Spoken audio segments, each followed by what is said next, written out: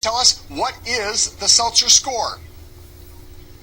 Well, the Selzer score is not the political equivalent of the BCS score, so let me just say that off the bat. It's rather simple and easy to understand.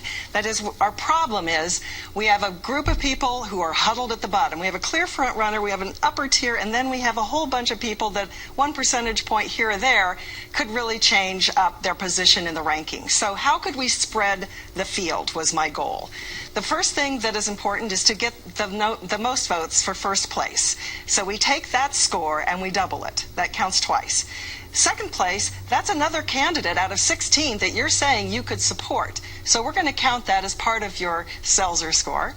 And then finally, because you only get 2 votes and there are 16 candidates, nobody's going to end up with very many. So we added in the percentage who said, well, they're not my first or second choice, but I could ever support them. I could see myself supporting that person. And because that's not quite as important, we just cut that number in half. We add those 3 numbers together, you get your Selzer score. All right, so Ann, when you do that for this field of Iowa, or for presidential candidates in Iowa, who comes out on top? Whose numbers divide out the way you want to get a sense of people standing? Well, Scott Walker shows you just how strong he is, because he now has the most points of Selzer score at 64.5, and the next person up there is 51.5, and that's Mike Huckabee. So you can see that it is spreading the field. George Pataki is at the bottom at 11.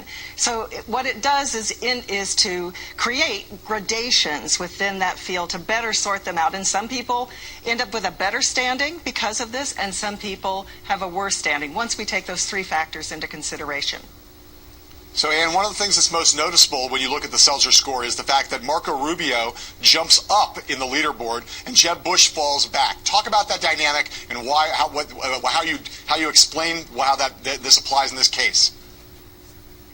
Well, this is where looking just at that first place is sort of, it undercounts Marco Rubio's potential strength. He has the most number of voters saying he's my second choice. So that helps him quite a bit.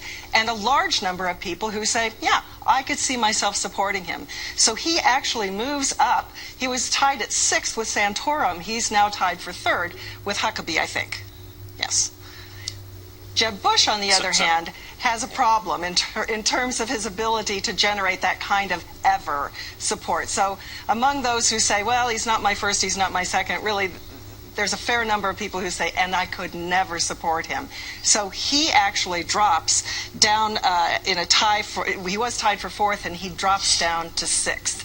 So what this does is sort of say to you, if you're looking to the future in Iowa, you're going to pay more attention to Marco Rubio because he has potential momentum to take off. And Jeb Bush is one more example of the challenges that underscore his candidacy so far. So, Ann, obviously this poll, like all polls, is a snapshot of where we are now. How hard is it in Iowa and in general for a candidate to turn people from saying, I will never vote for Jeb Bush, to being open to voting for him? Does that happen with enough regularity so Jeb Bush can hope to change things? What all of these candidates need to do is come and spend more time in the state. I'm really struck when I talk to people about their commitment at this point of saying, you know, I don't really know that candidate, and in particular Jeb Bush. They say, I don't really know him. What that means in Iowa is they've not really heard what his positions are. They've not really had a chance to go and see him in person.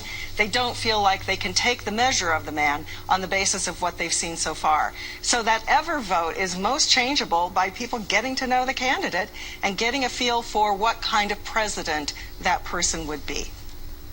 And I want to ask you something. I know we're giving attention to the Selzer score, but I want to really emphasize this. You are the gold standard pollster, really, for America. And I think what you're saying is that you believe that this numerical ranking that you've come up with is actually a better reflection of reality than the horse race number. Is that right? That's exactly what I'm saying. I think the horse race all by itself gives you a bit of the picture. It's an important bit of the picture. But if you're looking to winnow a field of 16, you need some ways of sort of culling out the bottom and really verifying the people who are in the top half of that list are really the people who are going to be the ones with the greatest potential to stay in the race and to break through with voters and end up on caucus night with a near victory, so it's the top 3.